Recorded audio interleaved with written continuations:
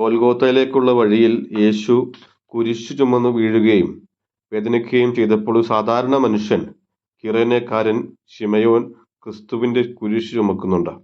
അങ്ങനെ അവൻ ചരിത്രത്തിന്റെ ഭാഗമായി തീർന്നു. അവൻ ഗ്രാമത്തിൽ നിന്നും മടങ്ങിയെത്തിയ ഒരു വഴിയാത്രക്കാരൻ മാത്രമായിരുന്നു.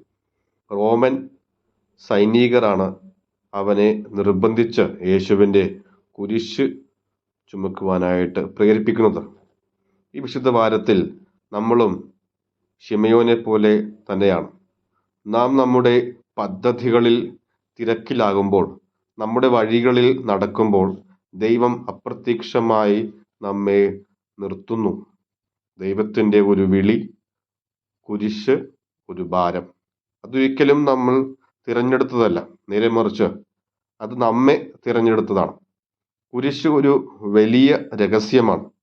ശിമയോൻ കുരിശ് ചുമന്നപ്പോൾ അവൻ യേശുവിൻ്റെ വേദനയെ സ്പർശിച്ചു.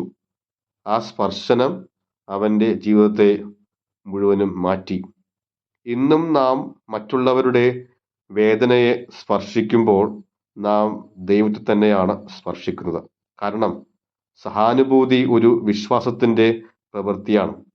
മറ്റുള്ളവരുടെ വേദന കണ്ടുകൊണ്ട് നാം അവരെ സഹായിക്കുമ്പോൾ അത് വലിയ ഒരു സഹാനുഭൂതിയായിട്ട് മാറുന്നു.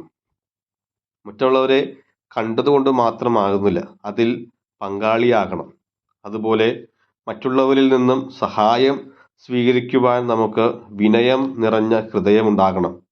ലോകരക്ഷകനായ യേശു പോലും ഒരു അന്യനിൽ നിന്ന് സഹായം സ്വീകരിക്കുവാൻ മനസ്സു കാണിച്ചു. അതിലൂടെ നമ്മുടെ മുൻപിൽ വലിയ ഒരു സത്യം വെളിപ്പെടുത്തുന്നുണ്ട്. നാം ബലഹീനരാകുമ്പോൾ, ക്ഷീണിതനാകുമ്പോൾ, രോഗിയാകുമ്പോൾ മറ്റുള്ളവരുടെ സഹായം ആവശ്യപ്പെടുന്നതും സ്വീകരിക്കുന്നതും വിനയത്തിൻ്റെ ഭാഗമാണെന്ന് മനസ്സിലാക്കുക. ശിമയോൻ ഒരുപക്ഷെ ആദ്യം മടി പിടിച്ച് നിന്നിട്ടുണ്ടാവണം.